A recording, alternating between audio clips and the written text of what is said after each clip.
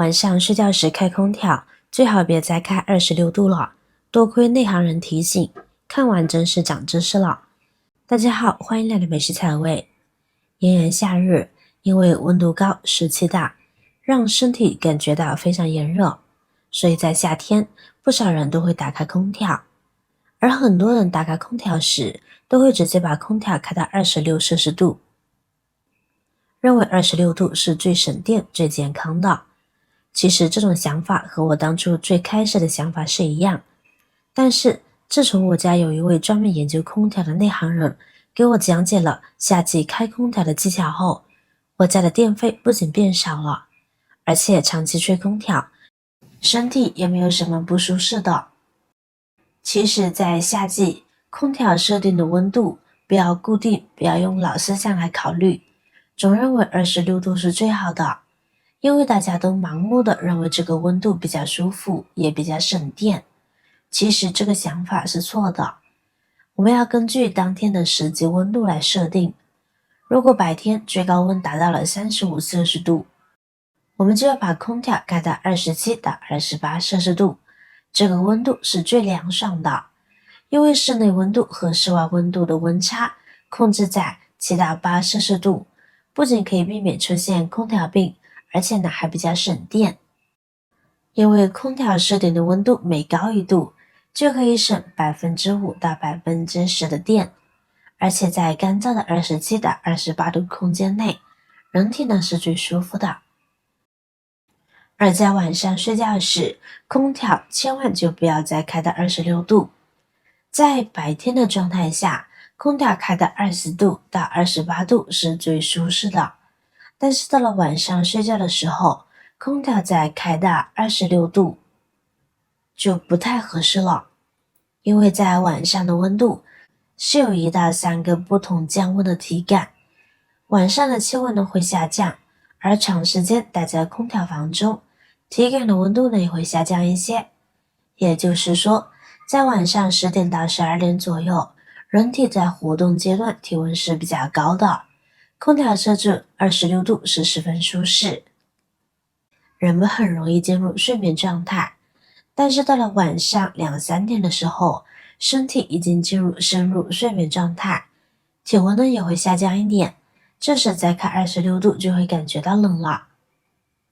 而到了凌晨4点到6点这个时间，我们就会感觉到冷得不行，所以晚上空调开到26度肯定是不适合睡觉的。只是把空调开到27摄氏度，因为这个温度呢不会太高，也不会太低，就算睡着了没有盖被子，也不会着凉和得空调病。而且调整到睡眠模式时，空调的出风量呢也会减少，从而有利于睡眠，是最省电健康的。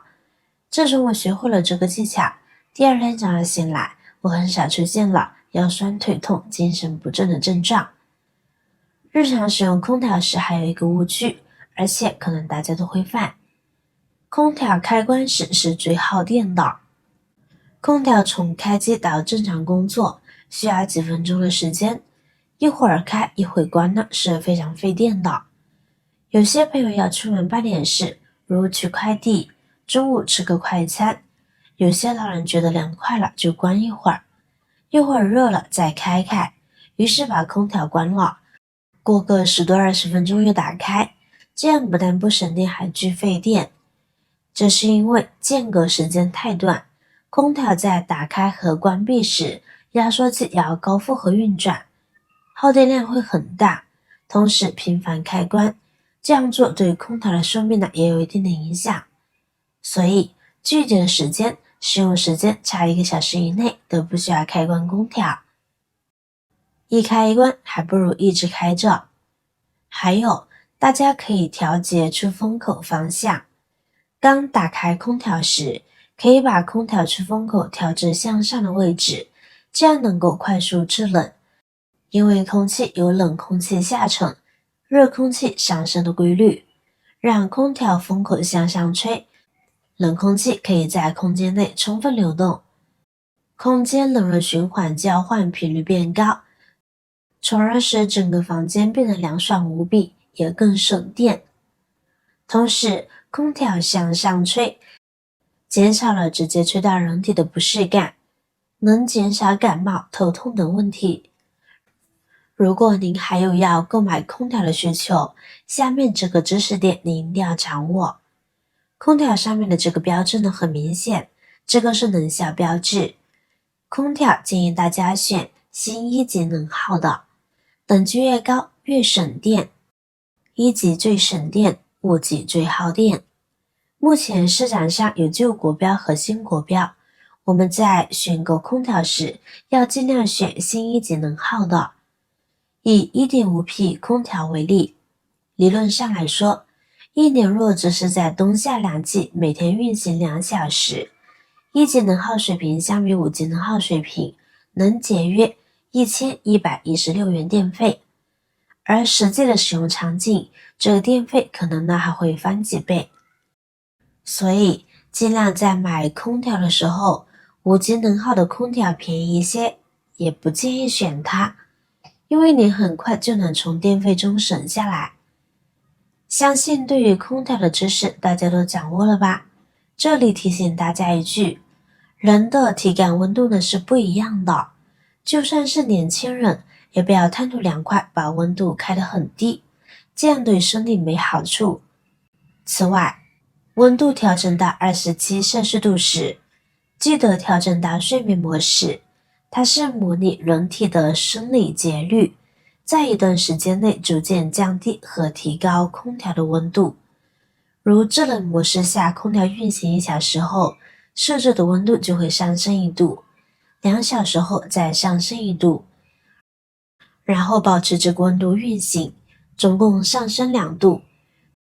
这样就能让您在睡眠时感到更舒适。睡眠模式还能将空调的噪音降到最低，能让你在安静的环境下快速进入梦乡。而在日常使用空调时，我们要学会保养空调，比如每个月就要清洗1次空调过滤网，因为空调的使用时间过长，空调的过滤网呢就会被各种灰尘所包裹着。如果不将这些灰尘去掉，不仅会影响到空调的出风量，而且还会额外的增加电费。相信大家看完这个视频肯定受益匪浅。如果你身边还有人不知道，请及时告诉他们，让他们也长长知识。如果你还知道哪些空调的使用技巧，请留言评论，让我们一起向您学习。感谢大家的支持，不要忘了关注订阅我的频道哦。下期继续分享更多的生活小妙招，我是瑶瑶，再见。